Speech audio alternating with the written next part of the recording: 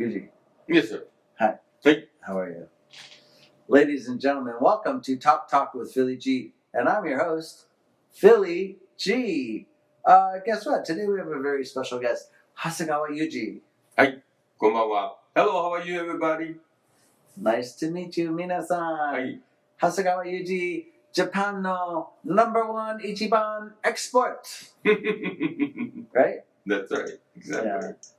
So welcome. Mm. Welcome to America. Thank you, sir. Thank you. They're delightful. They're a delightful country. I love everything about America. Oh, you do? Yes. Oh, yes. I see. Do you feel like sometimes like people from Japan, they come over and they live here for a long time. Do you feel like they want to go home or they want to stay here? When I first came to the United States, I thought everything's wonderful, everything's exciting, everything's glorious. Yes. Right here waiting for me. Mm. Yeah, but I tell you, because that's just me, there are many others, they do not feel that way, and after several months, they just went back to Japan. Mm. So this depends on the individual, yes. Yes. So originally you are in Japan, and where in Japan did you? Oh, I was born and raised in Tokyo. Tokyo. Tokyo. So so I was a city boy, so I'm... Did you live in Roppongi, Asakusa? Like what's part of Tokyo? I was in the Roppongi, Asakusa, and the Ginza district all the time. But we were on the west side of a quiet residential neighborhood. My mother does not like that for me to go over there because they speak, what is the word? They speak downtown Japanese. Oh, and my mother never liked it. Is there? What's this? What is downtown Japanese? Downtown Japanese. What is that? I've never heard of this. Yeah, so like, hey, 来いよ、こっち来れよ、お前よ、てめえよ、こっち来れよ、とか。 So very like street. Very street gang talk. Oh, like street gang. Yeah, Yakuza style. Yakuza style. But what happened is, we thought, then the high school kids, we thought that was so cool to talk about that kind of language. Yes. My mother and many other parents, of course, they hated that. Right. What year did you graduate from high school? What year? Oh boy. I have to think about it. 1970 something? Yeah. 70 something? 1960 something? Yeah, somewhere around that level. Okay, late 60s, early 70s? Yeah. So you're 18. Was it like Flower Power? Summer of Love? Well, I mean, yeah, and Beatles were big. The Beatles, yes. Beatles were big, yeah.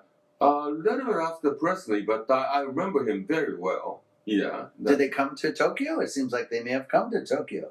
Oh, Beatles came to Japan. That's right. Beatles came to Japan. Mm. Did Presley came to Japan? I do not remember. Yeah. Were you in a how do you say hardworking family, maybe, or were you a little more privileged? In between there, my mother was not working.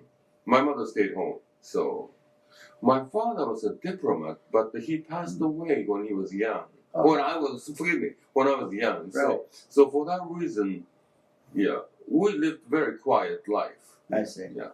What came first, singing or acting? How did it work? Acting came first. Okay. And then I belonged to the theater group in the theater company, and then the name? Acting school. Himawari. Oh, Himawari, sunflower. Oh my gosh, really? Yeah, that's right. That's exactly right. Yes. And then immediately, hey, you. And then I was chosen to be a cover boy of the high school magazine. So I was a cover boy for the high school magazine. Yes. Himawari. Yeah, right. And then I thought I'm on the way to become a huge, big movie star. But after that, nothing happened. And then I was a cover for that magazine for one in year. High school, and then you graduated? And then graduated, and then went to the college, yes. And college, did you continue acting? Somewhat, yes. Oh, on some of the movie, and then some of the... I remember the stage play, Diary of Anne Frank. I was a young Peter. Yes. Yeah, and then that was a very serious play. That was the closest to get to be a Jewish man. So you're doing the Diary of Anne Frank, but when did you start singing? Oh, at the same time, I went to I went to a vocal school. There was a vocal school near there. So I started going there, and then there was a beautiful young lady who was a professional singer in a nightclub. Okay. Oh, in those days in Tokyo, there was a very expensive nightclub like Latin Quarter or Copacabana. And then, I mean, kids like me can never go there. It's just too expensive. So this live performers were there all the time. They were singing. Yes. And then this young lady was singing over there. Mm. Yeah. Do you And remember her name?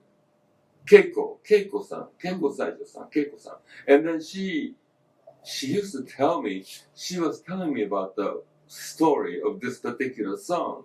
She was teaching us, but I can't help loving that man.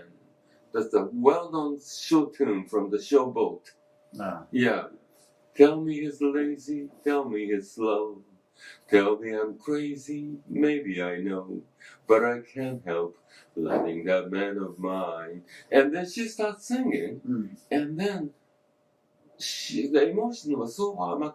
So she started, a tear. I see the tear once in a while she was just singing. And then I said to myself, I was only, how old was I? 18 or something? Yeah. I didn't know anything about the love. So for that reason, if the man was crazy, the man was lazy, the man was stupid, why does she can't help falling in love? That's so stupid. I didn't understand the song. I didn't understand the life. I didn't understand the love. So for that reason, I said to myself, that's so stupid. So in other words, if I can rephrase, yes. Keiko-sama Yeah, was singing a song with so much emotion. That's right. That she teared up. That's right. And then you, because you were young, didn't really understand why would someone who's performing start crying. Yeah, and then, that man is no good anyway. You went on to sing, and did you ever find while you were performing that you got to that place that you became emotional as well? Not really. I tell you why. Because we understood, we studied English, we understand English. However, there's a big however, because English is a second language. Yes. While I was singing, I just memorized the line. Right. And then, I just memorized the line. Attaching the emotion. I'm not attaching to the emotion, right. I see. Yeah. So when you were 18, who were the famous movie directors at the time? Oh, the Kurosawa was really, not only famous, it's a most respected director, not only in Japan, but he got the Academy, and also he got the Venice Grand Prix. Yes, and then the movie like Rashomon was considered the best movie in the world. Yes. Before you came here, did you do some Japanese films? Japanese film, yes. Are there I was a little kid, so I did some of the Godzilla. I was just running from, oh my gosh, Godzilla! Which one? I think got 2 or 3 of them right. Really? Yeah, I was a little kid, and I was just running. Oh, Godzilla, that's this is why we do interviews. This is why I do interviews, because we did not know that. Godzilla, was Mothra in there? Yeah, did you actually play Mothra? Mothra, well, no, Mothra. Who played Mothra? I tell you what, the big hunk of a big man played those, and the Godzilla, same thing. Yeah. Somebody in the Godzilla suit. Somebody in the Godzilla. If you were in the Godzilla suit, we would all just be like, oh gosh, I don't know. Right? What is that actor who played the Godzilla? I don't even know. Probably he's not even famous. He just happened to be a big man, right? I suppose. Well, in Star Wars, the guy who played C-3PO, like I don't know his name, or Chewbacca, or R2-D2. There was a guy inside that trash can. Sure. You know what I mean? So, if I may say, without dragging this interview out too long, YUJI Hasegawa is one of my favorite people to come to our Gundam Studios. And together, we reached pretty high heights because we did an audition and he got a commercial with Larry David. How about that?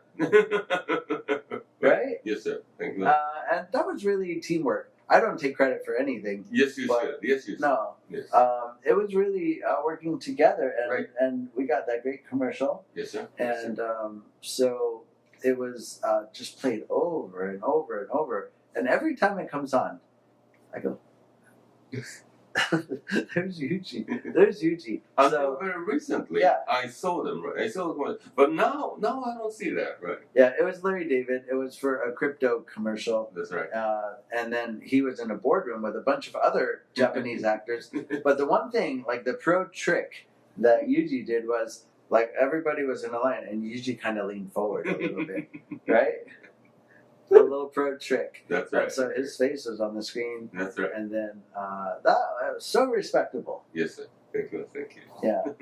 I mean, there are very few people who could say they were in Super Bowl commercial. Right. So you were in a very small crowd. Yes, sir. Thank you. One man is an island. So we learned a lot today. We said a lot. We learned a lot. You sing. You act. Right? You've Japan, America. Who knows? Right. I'm sure there's a lot more in store for Hasegawa Yuji. Right? Thank you. Thank you for coming on the show. And on behalf of YUJI HASEGAWA, I'm PhillyG. And until next time, mata! Mata ne. Sayonara.